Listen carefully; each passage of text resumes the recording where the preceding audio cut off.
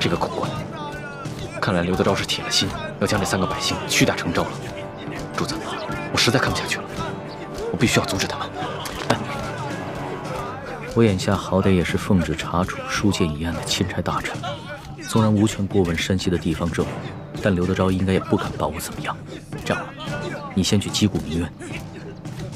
是。大人。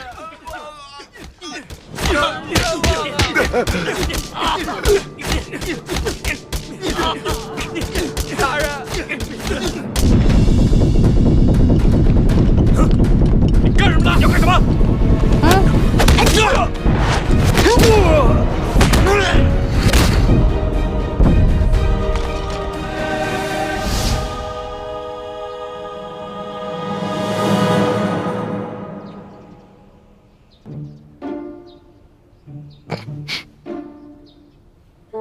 龙小弟，武功长进了吗？那是，跟了老大这么久，总得学点本事不是？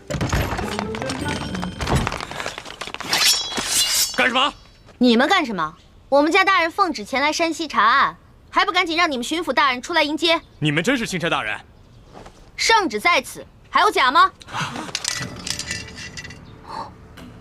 喂，一道圣旨这么威风啊！老大，这个代表着至高无上的皇权。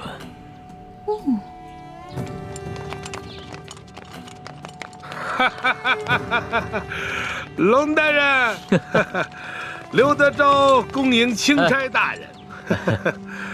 早就听说龙大人到了舒大人的府上，本该前去拜会，只是公务繁忙，实在是走不开呀。早有耳闻啊，这山西旱情严重，刘大人一边忙着赈灾，一边忙着缉捕盗匪，确实是忙得很呐。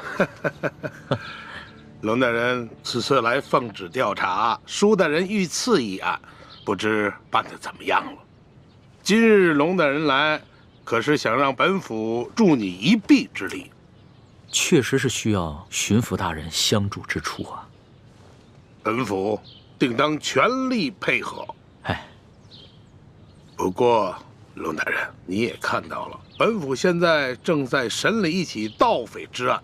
不如这样，龙大人先暂时去我的后堂歇息，待本府办完此案之后，再到后堂听龙大人通报舒总兵遇刺一案的案情如何？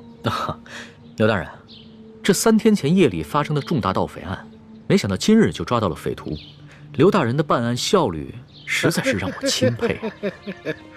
刘大人，不知本钦差是否可以在此旁观刘大人审案呢？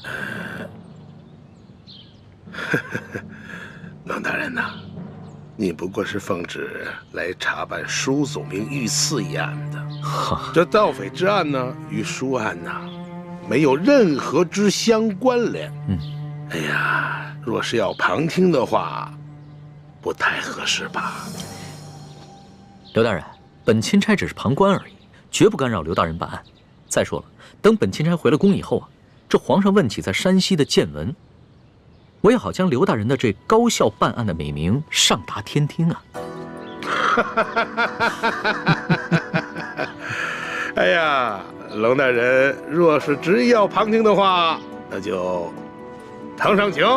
哎，请，请。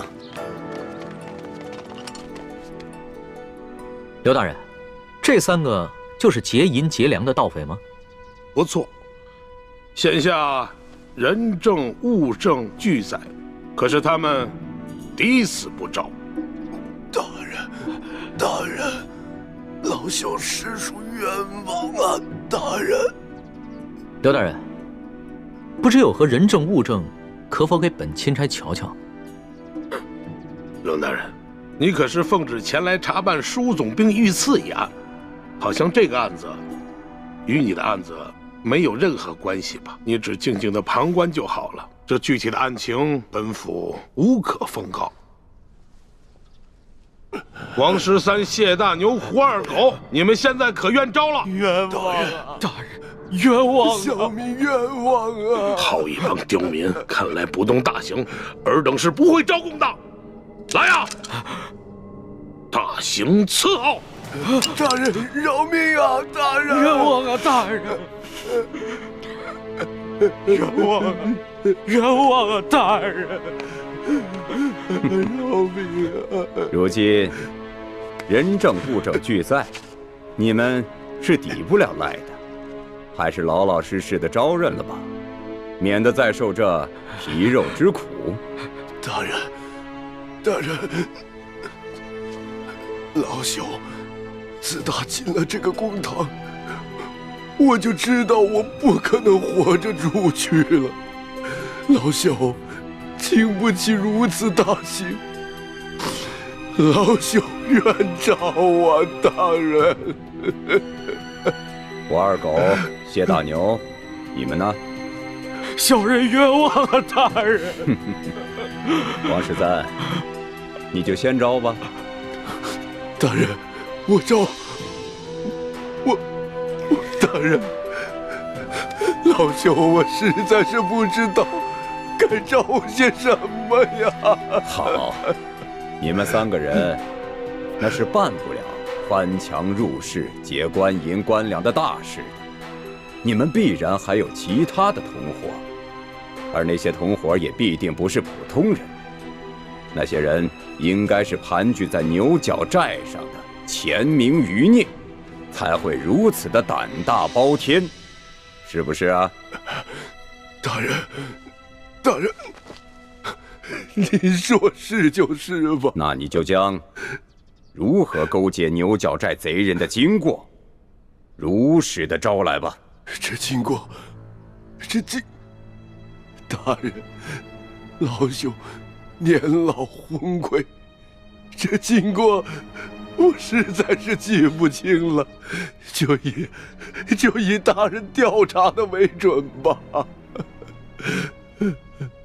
好，那么你再想想，你又是如何联系胡二狗和谢大牛，去给牛角寨的匪徒做接应的？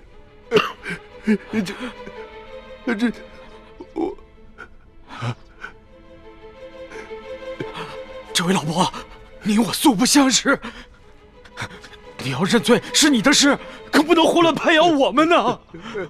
前日我家娘子刚刚流产，还等着我回去照顾她呢。这位老伯伯，我家里还有瞎了眼的老娘等我回去照顾，这盗抢官粮官银，可是死罪啊！大人，大人，老朽无儿无女无家产，我死不足惜。可是我与这2位小兄弟素不相识，你要让我胡乱指证，小老儿我心里实在是不安呐。看样子你还是没想明白呀。来人呐，在，让他清醒清醒。大人，大人，老朽冤诏，冤诏啊！大人，这案情经过，您比老朽更清楚，就请你们代老朽写下供词，让老朽画押便是啊。这就对了。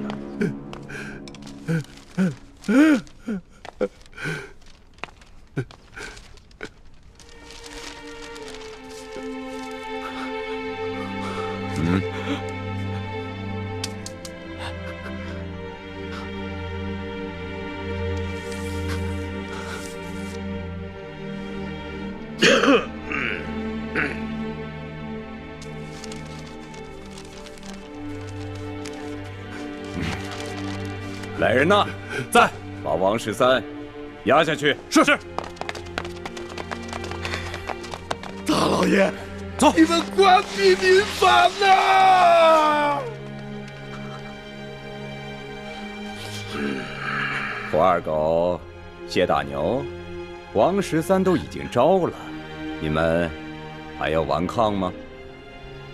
罢了，胳膊拧不过大腿，被砍头也比这么活着受折磨的好，反正都是个死。小人愿招。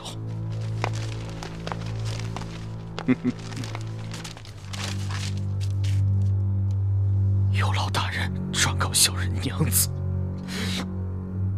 小人不能陪他白头到老了，让他自行改嫁吧。你就放心吧。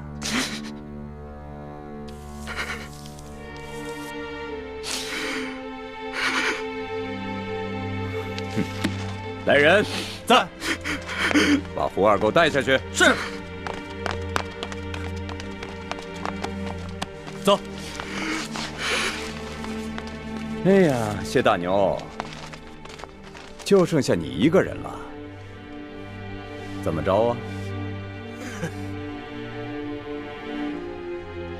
你们这些狗官，简直丧尽天良！就算你们有本事瞒得过朝廷，瞒得过皇上，你们也瞒不过老天爷！住口！来人，走，把他的嘴给我塞上。是。慢着，贼什么嘴呀？他不是愿意骂吗？你让他骂。谢大牛，我告诉你，皇上远在紫禁城里，你就是把喉咙骂破了，皇上也听不见。现在呢，我就给你一次机会，你是直接画押呢，还是领教我这堂上诸般的刑法之后再画押呢？狗官，你不得好死！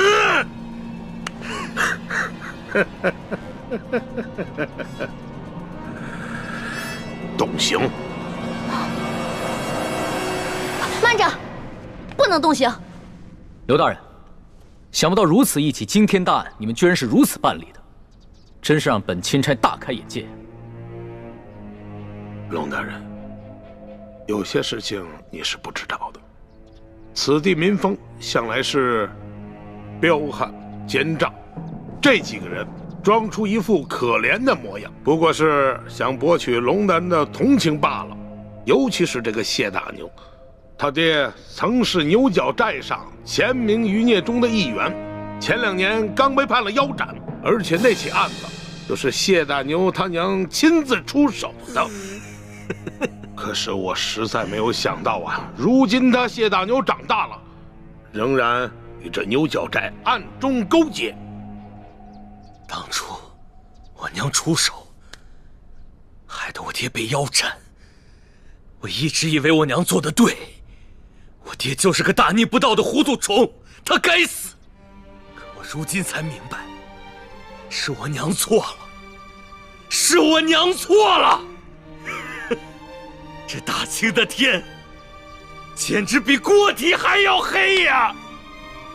这百姓就该反！住口！住口！龙大人，你听见了吧？你看见了吧？此人果然是前明的余孽呀！他勾结山匪，打劫官府的库银。即便是他不招供，就冲他刚才那番说辞，本官也可以判他个斩立决！斩立决！刘大人，若不是你们软硬兼施，诱供逼供，这谢大牛又何至于恶言诅咒朝廷？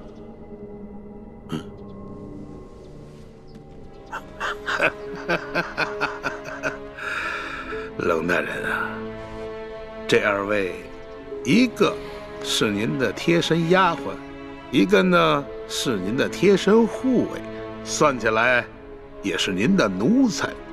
可是你今天看看，他们2个竟然敢在公堂之上对本府出言不逊。龙大人，你平时对你的手下是不是未免太放纵了一些啊？刘大人，这公堂之上虽应分尊卑，但更应该论国法。你这个审案的手段，的确让人无法苟同啊！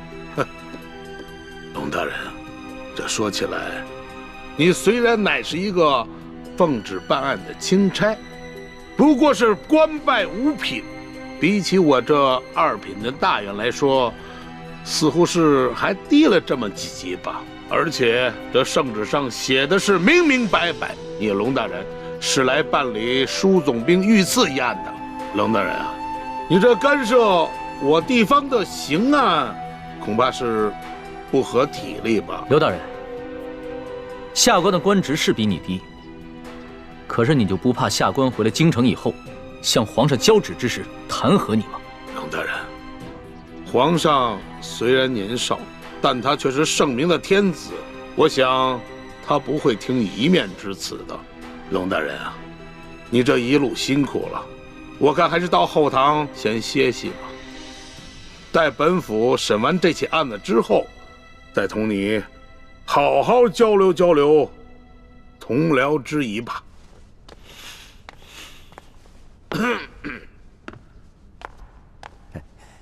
龙大人，请随下官到后堂歇息吧。慢着，你们可知我乃是？龙大人还有什么话要说吗？皇上，山西巡抚刘德昭觐见。宣刘德昭。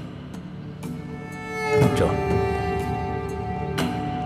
刘德昭，皇上宣你觐见，请吧。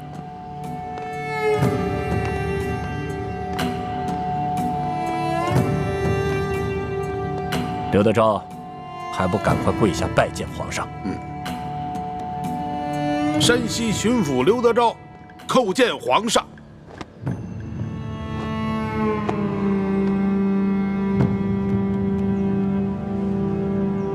吾皇万岁万岁万万岁！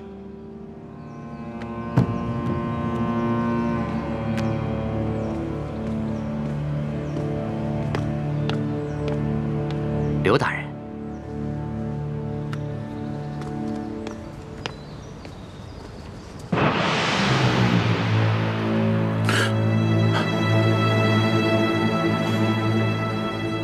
皇上，这些都是龙三弹劾臣的罪状，都是他无中生有所罗织的罪名，无中生有啊！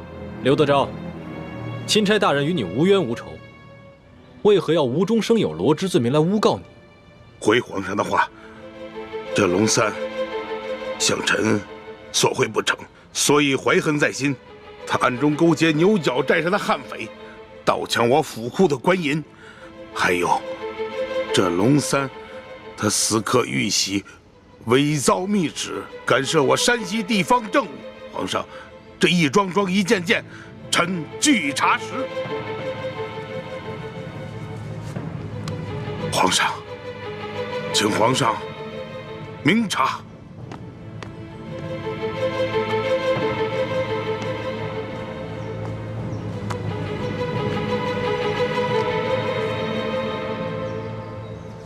刘德昭，臣在。你文才不错嘛，言语之间的逻辑倒也紧密，难怪你能一路升迁，官拜2品。谢皇上盛赞，臣实在是愧不敢当啊。还有皇上，这是龙三私刻玉玺、伪造密旨、盗抢官银的证据，请皇上明鉴。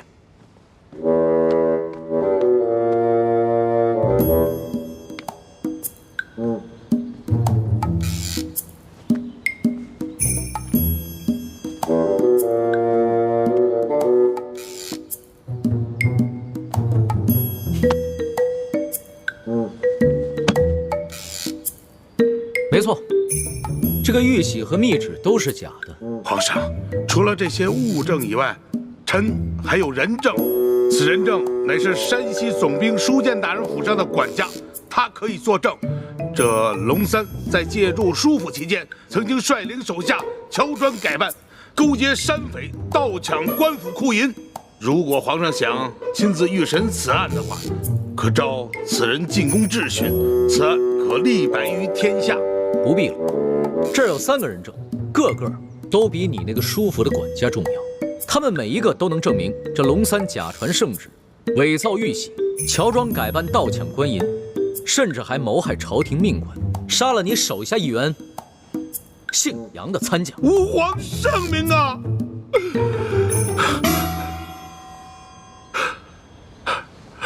皇上实在是圣明啊，但不知现在那3人现下何处啊？刘大人，别来无恙啊！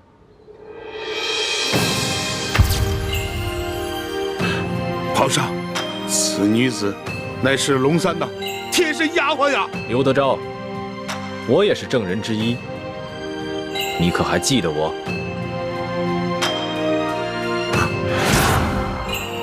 皇上，这个人也是龙三的心腹啊，抢到官银也有他的份啊。皇上，不管他们说什么，你可不要听他们的谗言呀。皇上，何止他们俩有份儿？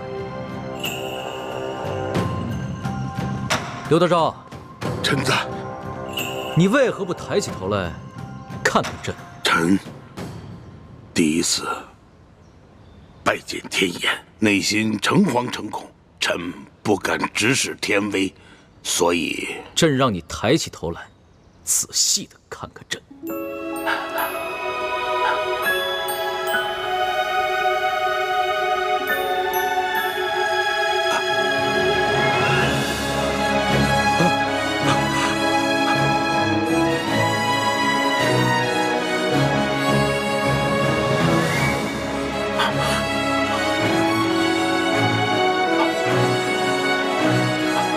皇上，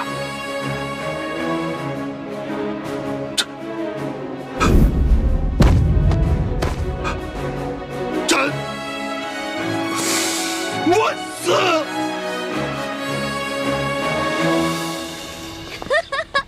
真的特别好笑，太好笑了。是说姑娘啊？后来呢？后来那个刘德昭又怎么样了？后来那个刘德昭啊，吓得都不敢说话了，这身子就跟弹琵琶似的，一直抖。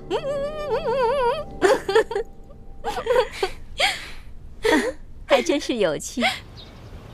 真可惜，我没能当场看看他的丑态。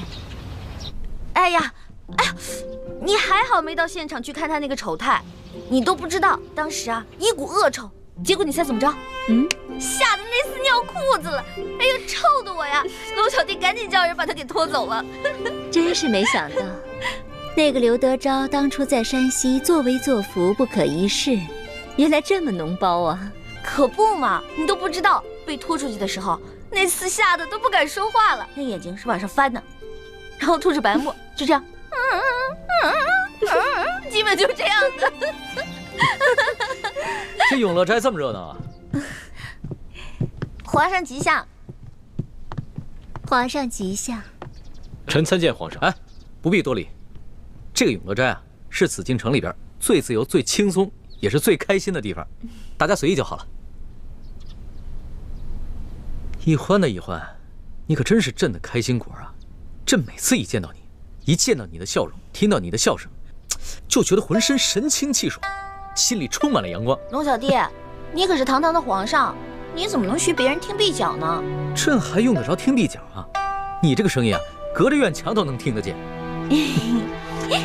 这么看来，你这脚是不疼了？脚是不疼啦，不过走起路来还是会一瘸一拐的，特别不好看。哇，你也注意起走路的姿态了。你以前走路的时候，那可是风风火火、连蹦带跳，没一个样子的。哪有？皇上，再过几日，便是陈王母的忌日了。臣想带着臣妹去京郊永福寺为王母祈福上香，还望皇上恩准。康熙已将刘德昭和顺天府尹甘国泰的案子交由刑部审理，此二人一定会被处以极刑，也算是大快人心了。欢妹，你现在可以跟我一块撤走了吧？我爹过2天回京城，要不然等我爹来了以后，咱们商量一下再决定。义父说过，明珠谷以外的一切行动交给我来决定。可是，怎么，你又变卦了？不是，我只是觉得，如果我们要撤出紫禁城，如果撤不好的话，康熙肯定会怀疑的，到时候侦查起来，雪姐姐怎么办啊？这个你不用担心，我已经安排好了。樊师妹和叶师弟已经随吴应琪的车队进京了，到时候我们借王母的忌日要到了，一起去京郊的永福寺为她上香祈福。然后我会安排一帮人，扮作是石青红的手下，将我们劫走。如此一来，我们既可以顺理成章的消失，还可以嫁祸给吴三桂，挑起他跟康熙的矛盾。哦，好吧。好，朕准了。到时候啊，朕让礼部的人准备一下，在永福寺给令堂做一场追典。多谢皇上，臣母能享此哀荣，是臣兄妹天大的荣光。你先别急着谢朕，朕还有一项很重要的差事要交给你去办，不知你是否愿意？臣愿听凭皇上差遣。这个刘德昭和顺天府尹甘国泰的案子虽已交由刑部审理了，但是朕明白，这朝中的大小官员中，不知还有多少刘德昭和甘国泰。朕想让你和索额图做钦差，组织一帮有能力的官吏，暗中清查其他官员，看是否还有人故意制造冤假错案，冒领功勋，以此作为整顿吏治的开端。皇上，这恐怕……怎么，你不肯？你要是有什么顾虑，就尽管说出来，朕替你解决。微臣不敢，只是臣乃小小的太医，恐难当此大任。这个整顿吏治啊，必定会得罪一大批官员，尤其是那些享有特权的八旗权贵，这是一件吃力不讨好的差事。索额图虽然能力强，但他毕竟是满臣，肯定会因为种种情面不便下手，所以朕想破格任命你为钦差，把那些贪赃枉法、鱼肉百姓的国家路度全部给揪出来，明正典刑。太好了，朱哥哥，这可是一件利国利民的大好事啊！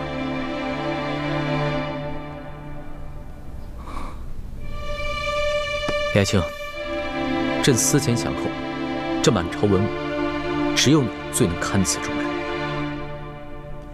第一，你没有盘根错节的裙带关系，背景干净；第二，你文武双全，办事能力强，而且还不怕有人买凶暗杀你；第三，也是最重要的一点，你不贪图荣华富贵，心中藏着天下百姓，肯为他们牺牲。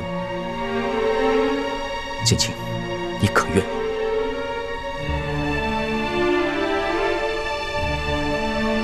哎，朱哥哥，你就答应龙小弟吧。这件事不光为了龙小弟一个人，还有全天下的老百姓呢。你想，咱们已经见识到了刘德昭和甘国泰的恶行了，可是天下还有多少甘国泰和刘德昭呢？还有多少老百姓正在承受他们的欺凌？你忍心不管吗？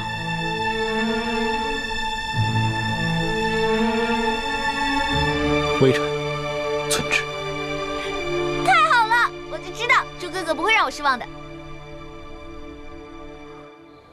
大师兄，如此一来，你和小师妹要撤出紫禁城的计划，怕是要推迟了。这也是无可奈何之举。我不想让易欢失望，更不想错过这个为天下老百姓除害的机会。可你有没有想过，你帮康熙整顿吏治，肯定会面临极大的风险。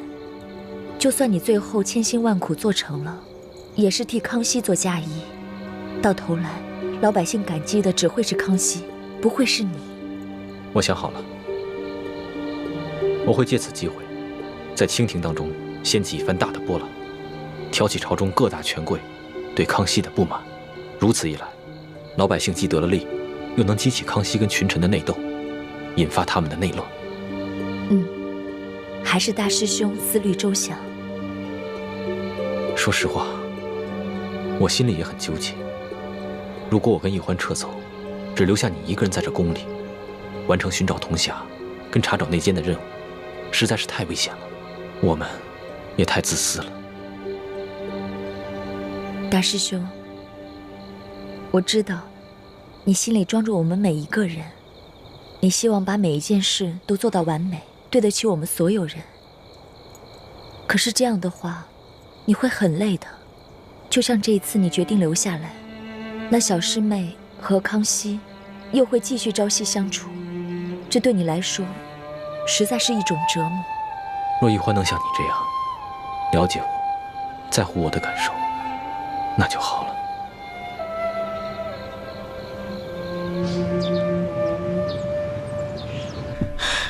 皇祖母，皇上对这李氏兄妹是越来越好了，居然让礼部尚书以朝廷的名义在永福寺，在他们的王母继承进行追祭，这可如何是好？哎呀，山雨欲来风满楼啊！皇上这是有所动作了。难道皇上是要将这李易欢纳入后宫了？那倒不是。皇上如此笼络李建清，是想李建清和索额图一同协助他整顿吏治。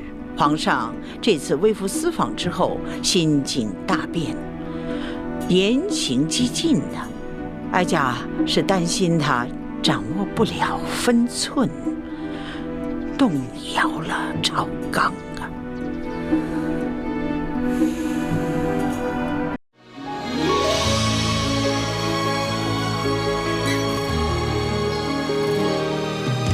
骑过的星辰如马，画不穿雨中的他。这一生月光光，能否带他伤的心归家？愿做他掌上的明珠，献上我纯真的祝福。回忆中的路开满花簇，绽放般诗的光速。愿做他掌上的明珠，献上我纯真的祝福。明月照我心，掀起迷雾，留下不悔的情愫。愿做他掌上的明珠，献上我纯真的祝福。回忆中的路开满花簇，绽放般诗的光速，绽放般诗的光速。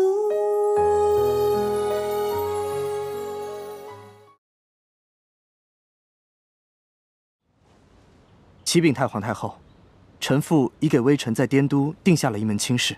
啊，哀家还想将一个格格许配给你，不想你已经定亲了。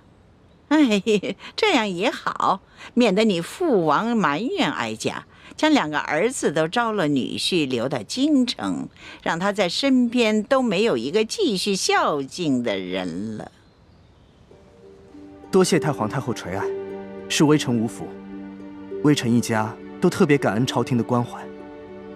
请坐吧。谢太皇太后。哎，哀家虽然老了，但是并不糊涂。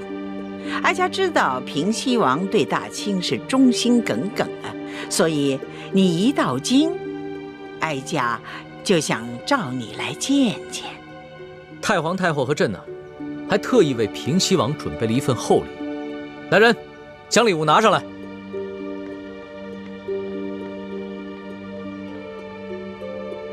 罗父，二公子，你们2位可以先将礼物打开看看。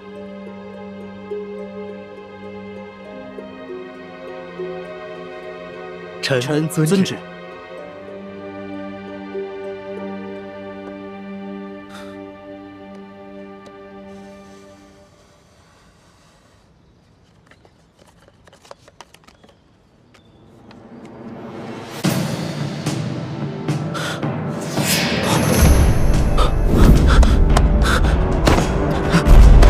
太皇太后和皇上明鉴，这些奏折都是对微臣父王的构陷。太皇太后和朕之所以要把这些折子送给平西王，就是为了告诉他，这朝野之上啊，有许多大臣都弹劾他心怀不轨，有谋反之心。但是朕和太皇太后的心里啊，都是绝对的相信他的。多谢太皇太后和皇上的信任，微臣定当誓死效忠大清。好了，都是自家人，何必这么生分？起来吧。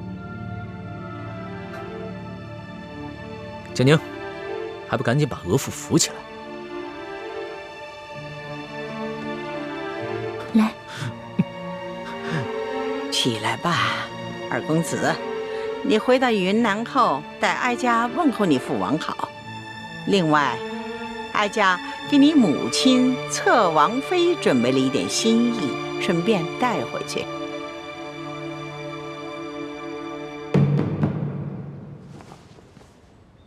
微臣代母亲多谢太皇太后恩典。额驸、二公子，你们兄弟难得一见，大可不必在哀家这里立规矩了，还是到额驸府去续续亲吧。啊，建宁，你留下来陪哀家说说话。微臣告退。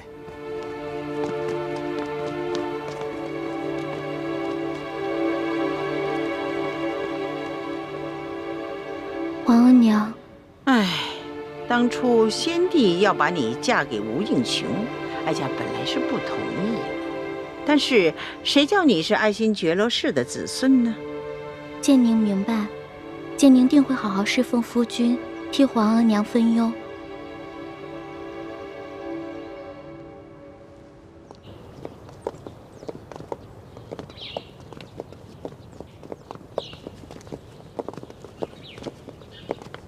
怎么了？是不是脚伤又犯了，开始疼了？没有。那你怎么突然之间心事重重？心里想什么呢？我是刚才见了建宁公主，她本来是长公主，何等尊贵啊！可是，在13岁的时候，不得已嫁给了吴应熊。你看，她在太皇太后面前都变得小心翼翼、谨言慎行的，可见这些年来，她一定过得很辛苦、很煎熬。这有什么？身为皇家子弟，又有哪个人过得不辛苦呢？你想想这，也是13虚岁就已经大婚了，这些年在宫里，哪一天不是谨言慎行的？直到遇见了你，朕的日子才变得有趣了一些。龙小弟，其实我有点害怕。害怕？怕什么？太皇太后，我看他老人家对你挺好的呀，知道你爱吃点心，还赏了你一盒桂花糕呢。太皇太后跟你不也重重赏了吴家二公子？但是，原来你说的是这个呀。这个吴三桂啊，是朝廷的心腹大患，朕和太皇太后也是逼不得已的。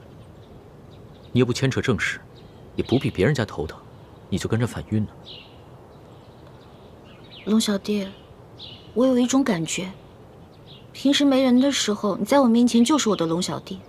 我觉得我离你特别近，我们很亲近，但是一旦有别人在，你就是皇上，那个时候我就会觉得我们两个之间的距离其实好远好远的。其实你说的这种感受，朕明白，但是朕没有办法。身为皇帝，就是不能和任何人太亲近，不能让别人把自己看得太清楚。否则的话，只会被臣子拿捏得死死的。你已经是这个世上离朕最近、把朕看得最清楚的人。那会不会有一天，太皇太后或者是你，因为这个砍了我的脑袋呢？你这个小脑瓜子，天天想什么呢？老咒自己被砍头。放心吧，朕是和你拜过把子的，说好了要同甘共苦、生死与共的。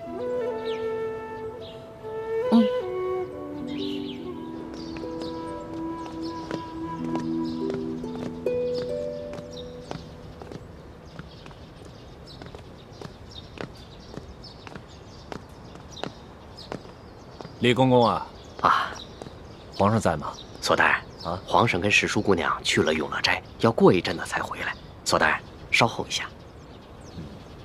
那我就在这儿候着吧。好。这甘国泰的案子结了，我得向皇上汇报一下案情啊。跑什么呢？啊，急急火火的。刑部有人带话，说这刘德昭死活不肯认罪，还说什么哭着喊着要见你。见我？对。糟了，难不成是他给我行贿了2万两银票，这会儿要举报我？不行，我得去封了他的口。你去告诉刘德昭，让他别着急，跟他说，等我见完皇上就去见他。是，义父。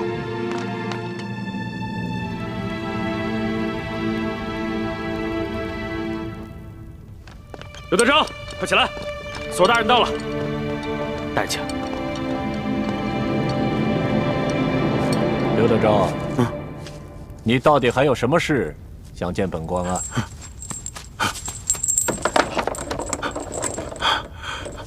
索大人，罪囚有要事相禀报。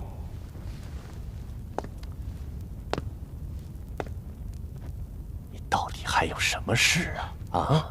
索大人，罪囚知道，我这次犯的可是杀头之罪啊！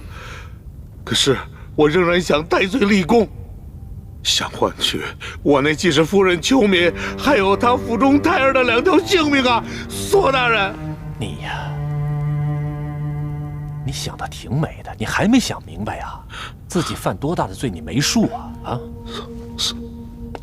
索大人，刘德昭。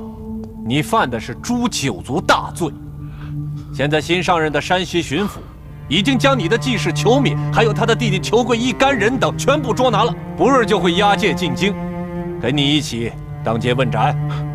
索大人，我知道，我知道，罪囚这次犯的那是逆天之罪呀！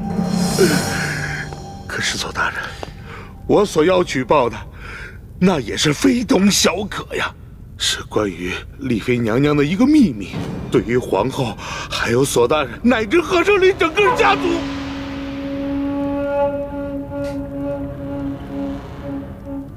你们都先出去，我要和他聊聊。这。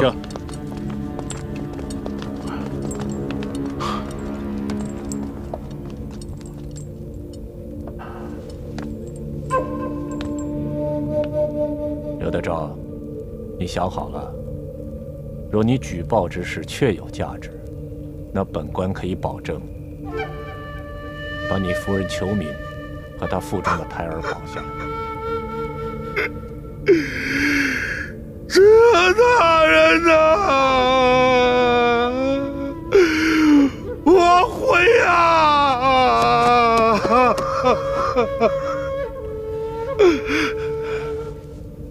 说来我听听，什么重要的事？索大人，我所要说的事儿，干系到皇家的体面，我想越少人知道越好吧。他没事，他是我亲外甥。索大人，罪囚说，我听说这舒建之女舒婉心回宫之后，用了没多久，就被皇上封为了丽妃，是吧？是啊。而且现在后宫十分得宠，可说的呢。索大人呐，你可不知道啊，现在正在受到皇上恩宠的，并不是真正的舒婉心，她是假冒的，假冒的。你说舒婉心是假冒的？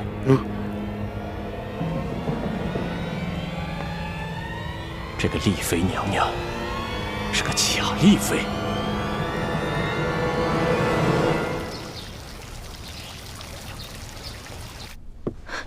什么？丽妃是被人冒名顶替的？嘘，皇后娘娘千万小声点，别让外面的宫人听见了。这消息可当真？这刘德昭所言可靠吗？这刘德昭意识到自己死罪难逃，一心只想给自己留个后，所以他没有必要在胡言乱语编出这么荒谬的事情来。而且根据丽妃这次出巡的种种表现，她几次三番拼着性命去保护皇上，其胆识不像是普通官宦人家的小姐所为。我看此事十有八九会是真的。而且再往深里去想，这假冒丽妃的人说不定和李氏兄妹他们都是同一伙人。那这刘德昭手里可有证据？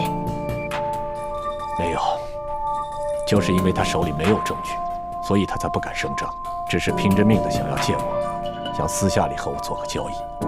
那依三叔所见，我们现在该如何应对？要不要去告诉皇上？万万不可！现在皇上对丽妃宠爱有加，而且此事又关系到皇家的脸面，我们一定要把真凭实据拿到手里，再一举扳倒李氏兄妹，还有这个假扮丽妃的人，不然大蛇不成，反要遭蛇咬啊！那三叔的意思是？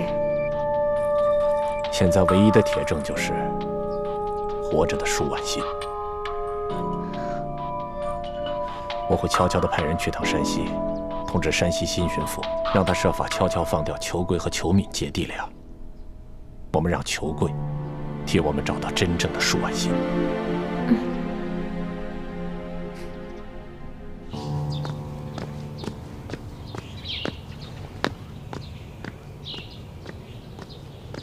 拿菜。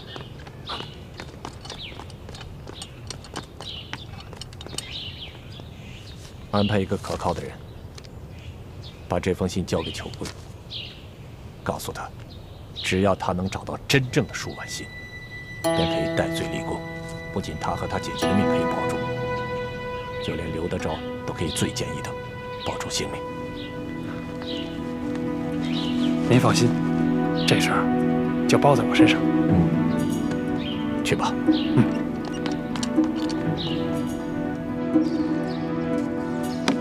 拿去抹药吧。这。李太医，李公公。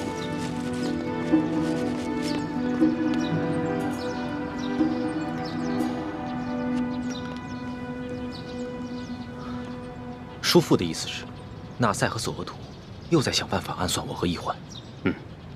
索额图昨天在御书房门前候着，准备向皇上汇报顺天府尹干国太医案。突然刑部派人来找他，说是刘德昭坚持要见索额图，说有重要的事情要汇报。索额图去了天牢以后，他就跟纳赛在旁边咬耳朵，估计没什么好事，搞不好跟你们兄妹有关。我知道了，多谢叔父提醒。你小心点。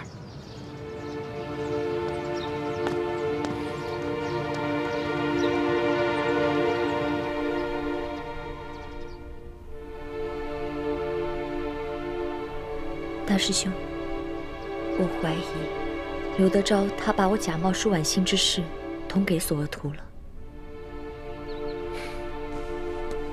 索额图早就怀疑我跟奕欢另有图谋，如今他肯定怀疑我们三个是一伙的。他眼下不动声色，只是因为除了刘德昭所言，他别无证据。可此事事关皇室颜面，他一定会派纳赛去追寻舒婉心的下落。如果真让他找到舒婉心，那我们就麻烦了。你放心吧，我已经派人去给孟祥和送去了消息，让他和舒婉心一定要小心隐藏行踪。有劳李太医。丽妃娘娘客气了。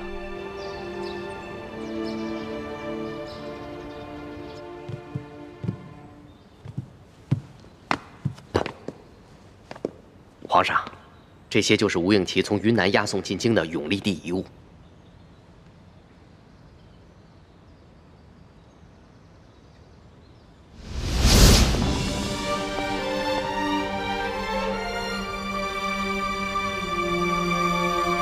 台上跪着的那个男人，还有他旁边跪着的那个女人，你好好的看看他们，记住他们的样子，永远不要忘记。他们是谁啊？我为什么要记住他们的样子，永远都不忘？先别问为什么，听义父说，好好看看他们。这是你第一次看见他们，也是最后一次看见他们。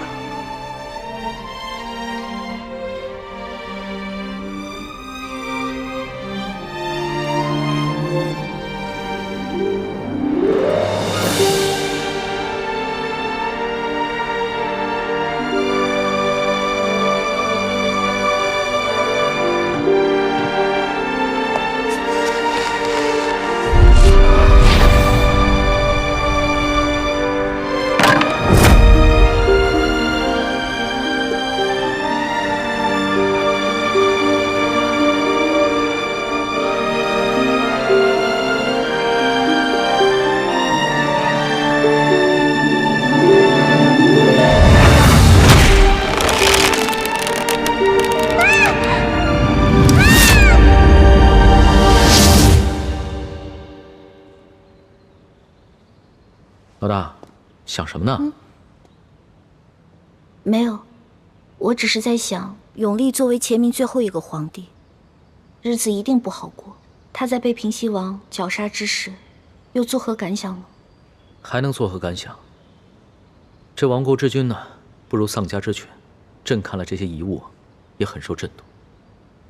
所以，朕一定要励精图治，造福百姓，绝不重蹈前明的覆辙。龙小弟，我相信你，你一定能做好的。不过，吴三桂他派人夺走了金钥匙，肯定没安好心，你自己得注意点了。相比于金钥匙的真正下落，朕更在意的是，如何以永历帝为镜，做一个真正的好皇帝。再说了，就算这金钥匙在吴三桂手上，朕也不惧，因为铜匣子在朕的手里，所以他就算凑齐了3把金钥匙，也是没用的。龙小弟，你还不知道你手里的铜匣子其实是假的，也不知道吴三桂抢回去的金钥匙也是假的。真的钥匙已经落在朱哥哥手里了，否则你恐怕会寝食难安的。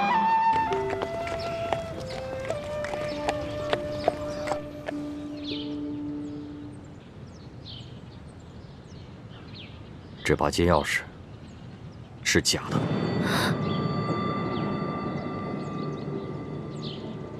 假的？不会吧，大师傅，你再认真看看。我是不会看错的。千影，你上当了。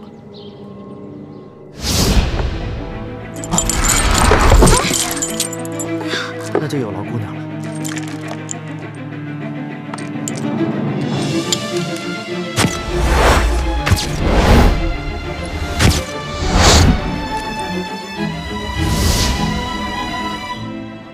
师姐，你会不会被吴应奇那小子给骗了？不可能，吴应奇不知道金钥匙的秘密，他也不知道我接近他是为了金钥匙，所以他不可能放着一把假钥匙等着我去调包啊！你怎么能如此确定呢？四师傅，吴应奇和他爹吴三桂不同，他是个人品端方、有胆有识的谦谦君子。人品端方、有胆有识，还谦谦君子。千影，你对吴三桂的儿子评价挺高的。我说的都是实话。三师傅，其实樊师姐也没说错，这个吴应奇确实是温文尔雅、多才多艺，而且他一路上特别体恤下人，履行善事，而且面对强敌的时候也没有表现出什么懦弱畏惧。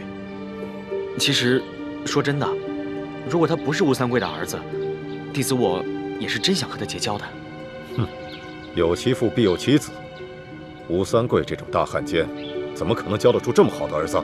倩影啊，画虎画皮难画骨，知人知面不知心。你爹说的对，你千万不要被吴应奇那个小子的外表给骗了。爹，在你眼里，女儿就是如此糊涂无用之人吗？你根本就没见过吴应奇。我和叶师弟已经跟他相处整整3个月了，如果换作是易欢的话，你也会这么不相信他的判断吗？倩影，你爹不是这个意思，他只是想提醒你。易欢虽然生性贪玩，不求上进，可是他天资聪颖，绝不会那么容易被敌人的假象给迷惑的。是，易欢什么都比我好，我这个女儿什么都不如易欢。可是爹，你别忘了，我才是你的亲生女儿，易欢的亲爹是大师傅晋王。倩影，师姐，倩影。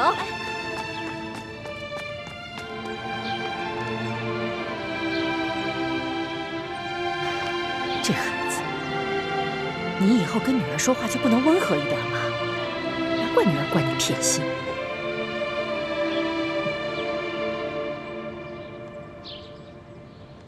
既然倩影和默生都觉得吴应奇不可能从中做手脚，那只剩下一种可能，那就是吴应奇一开始护送的金钥匙就是一把假的。也就是说，真的金钥匙还在吴三桂的手中。没错，吴三桂在朝廷中也广布眼线，他很可能也从鳌拜那里得到了金钥匙的秘密。所以，当朝廷要他上缴永历帝遗物时，他很可能留了个心，把真的金钥匙留了下来，而让吴应奇护送一把假的金钥匙进京。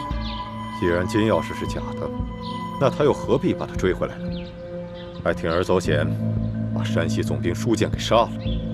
也许他是怕清廷知道金钥匙被调了包，康熙会追问他的欺君之罪，所以他派杀手假扮盗贼，盗走了那把假的金钥匙。舒建命大，虽然受了重伤，但他没有当场毙命，所以他又派石青红去杀人灭口。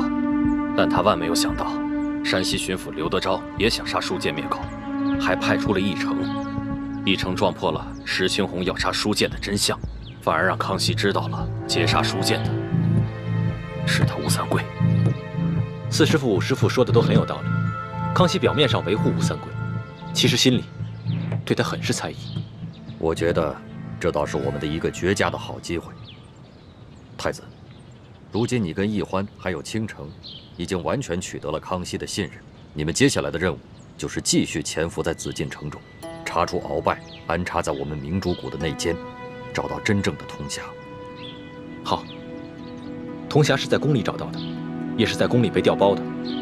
我们只能继续留在宫里。义父，我会尽最大的努力，找出真的铜匣，查出内奸。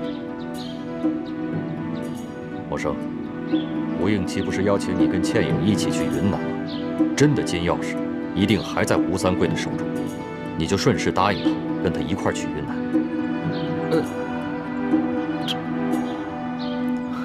大师傅，你能不能换个人去啊？为什么要换人呢？你跟倩影搭档的不是很好吗？如果现在突然换人的话，难免吴应期会起疑心的。这个，弟子上次练功的时候不小心走火入魔受了伤，我想在京城多待几日，等养好了伤再去执行任务。走火入魔？来，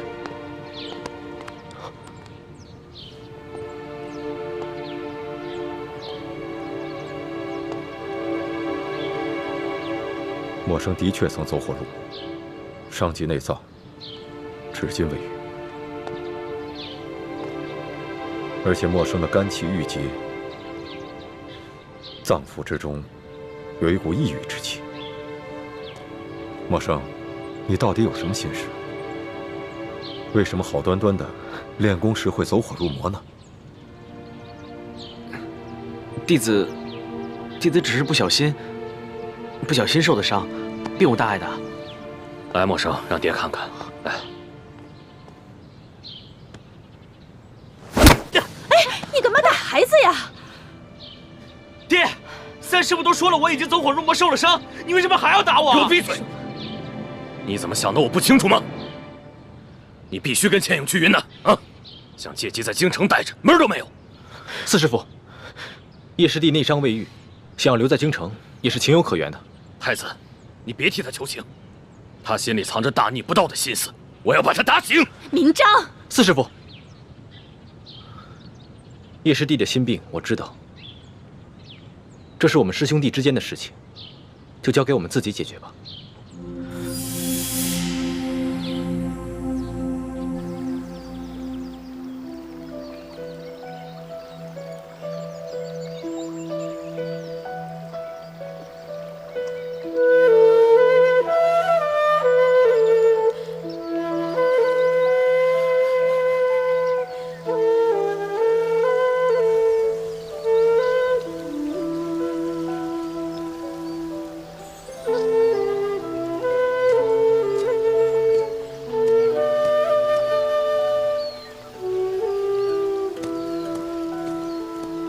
倩影，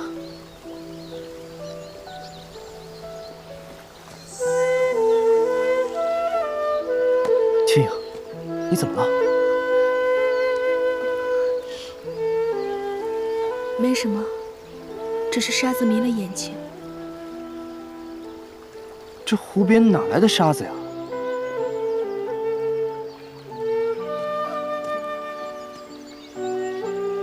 倩影，你是不是遇上什么不开心的事了？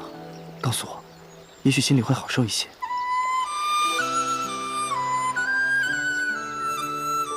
真的没有。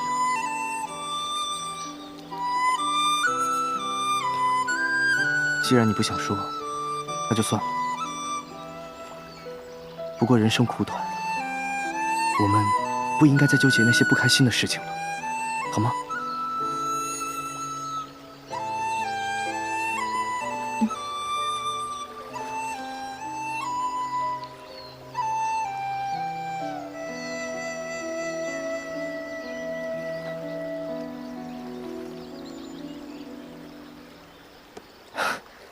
给。这是什么？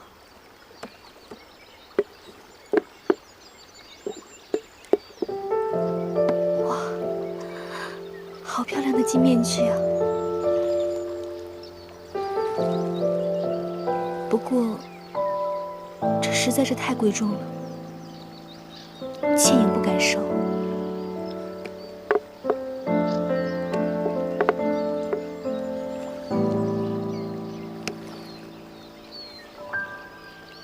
倩影，这金面具是我亲自设计、亲自监督工匠打造的。 你难道不喜欢吗？喜欢，可倩影真的不能收。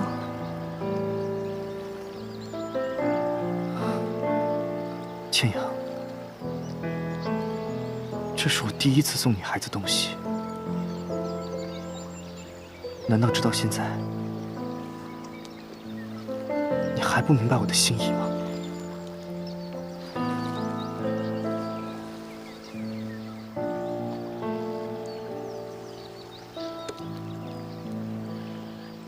倩影只是卑微平凡的女子，承受不起公子如此的厚爱。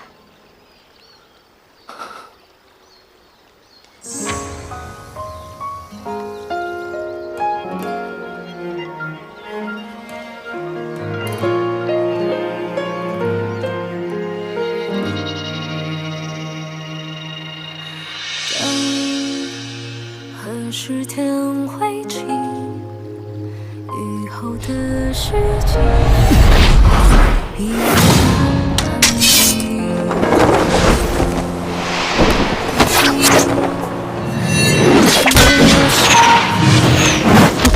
在思念湖畔回上几滴，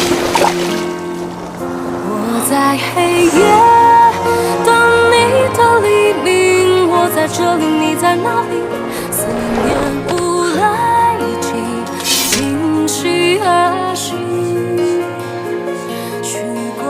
这金面具，我为您一人打造。你若不收它，它还有何意义？这么美的金面具，丢了实在是可惜。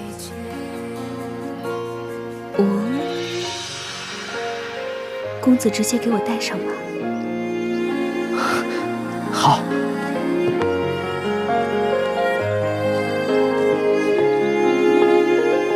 情缠一波，曾经拨弄我的心，久久不能平静。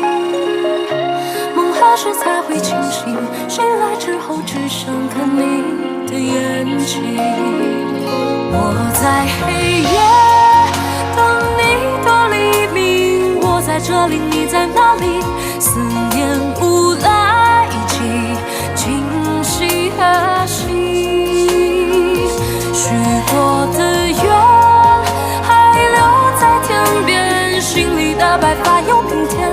过一天一年，何时再见？过一天一年，何时再见？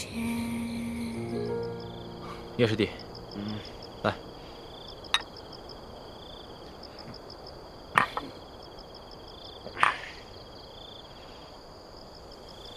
我知道你为什么想留在京城。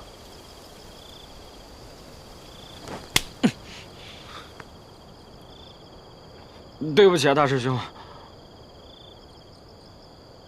我控制不了我自己。我和易欢从小就定了亲，我又是大明的太子。 朱明联盟的核心，于公于私，你都没办法跟我抢一欢，所以你只能把你对他的感情埋在心里。以致抑郁成疾。大师兄，你放心，这只是我的一个心病。等将来有一天，你和一欢成了亲，有了孩子，我也许慢慢就放下了，绝对不会打扰你们的。我相信。其实你比我还大1岁呢，只不过因为我的身份特殊，所以师父们让你们尊称我一声大师兄。我相信你比我更知道分寸。大师兄，在我的心里，兄弟之情一定比儿女私情更重。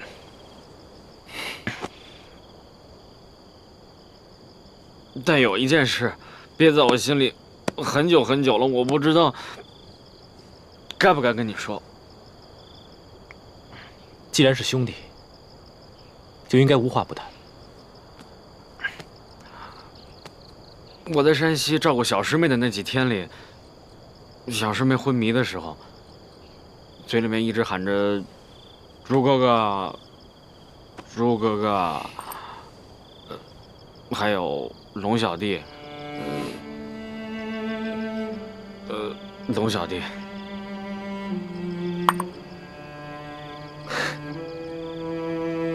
他自然是挂念我的。至于那个康熙，不过是随口叫几声吧。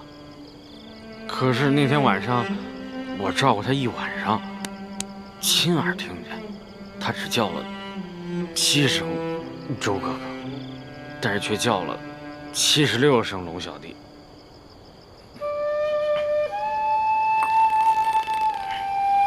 大师兄，你要是继续把一欢留在康熙身边，那他的心早晚有一天可就不是你的了。你还是赶紧把他撤回来。我撤不了，铜匣还没有找到，鳌拜埋伏在明珠谷的内奸，也没有查出来。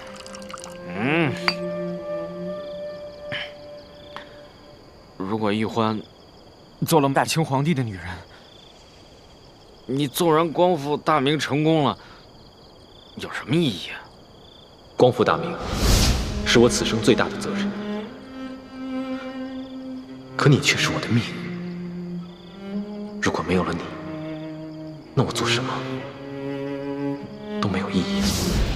我要是你，我才不要这万里江山呢！我就想牵着小师妹的手，找一个像明珠谷一样的世外桃源。我天天变着法子的想怎么给她做好吃的，生一堆孩子，逍遥快活，一生岂不美满？叶师弟，我如果是你，我也宁愿不要江山要美人。但是，我姓朱，是大明最后一个太子，我不可以。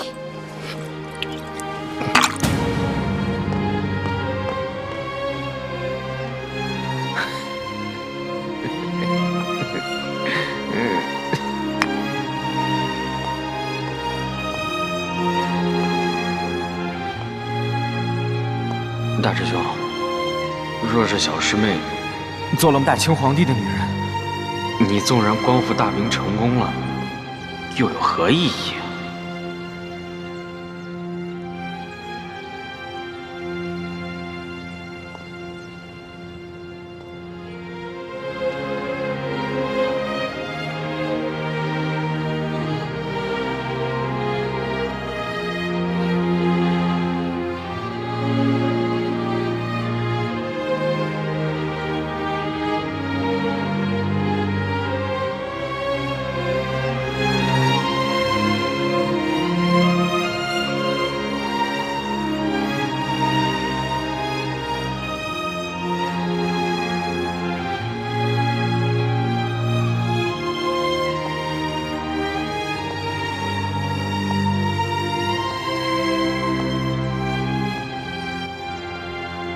你们都退下吧。是。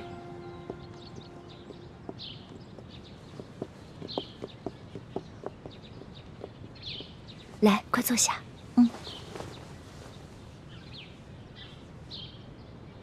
小师妹，你有没有去看大师兄啊？他人都瘦了，还变得沉默了。呀，最近他一直在忙着跟索额图查那些贪官污吏，我都好多天没见到他了。他不来见你，你就不去见见他呀？我倒是最近在夜里悄悄地见了他，他人瘦了，都忧郁了。是吗？那是我疏忽了。我一直觉得朱哥哥成熟稳重，无所不能，遇到什么事情都能解决，他也会很好的照顾自己。你呀，不是疏忽了，是你的心不在他身上罢了。现在你的心思都在你的龙小弟身上，忘了你的朱哥哥了吧？没有，雪姐姐，我心里是有朱哥哥的。我知道你心里有朱哥哥，只是朱哥哥和龙小弟的位子不一样，对不对？虽然你不敢承认，也不敢说出口，但是你的心思啊，我最了解。虽然你从小和大师兄定了亲，可在你的心里一直把他当成哥哥看待，没有男女之情。我说的对吗？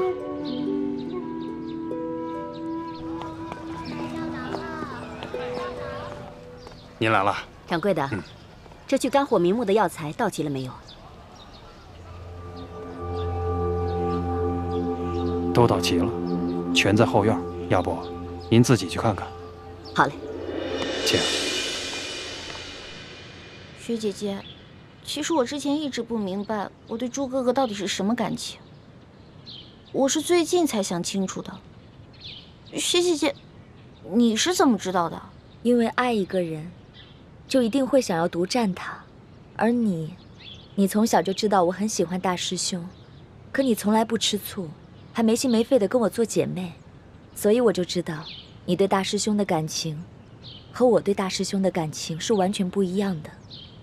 如果咱们俩换个位子，你明知道我和大师兄从小定了亲，却还那么喜欢他，那我一定会很生气啊，就像大师兄会生叶师弟的气一样。雪姐姐，这些话我从来不敢跟别人说，我跟你说完，你可千万要替我保密啊。咱们俩姐妹的私房话，当然要保密，都是咱们的小秘密。其实我是喜欢朱哥哥的，但是就像你说的，我对他的喜欢不是男女之间的喜欢，我喜欢他是因为他从小对我特别好，宠着我，就算天塌下来他也能帮我扛着，让我特别有安全感。但是朱哥哥一心想着光复大明，对我跟他自己的要求特别高，就跟我爹似的，让我觉得特别没趣。我知道，我看得出来。可是从小爹跟各位师长就一直告诉我，我呢是朱哥哥的未婚妻，是将来大明的太子妃，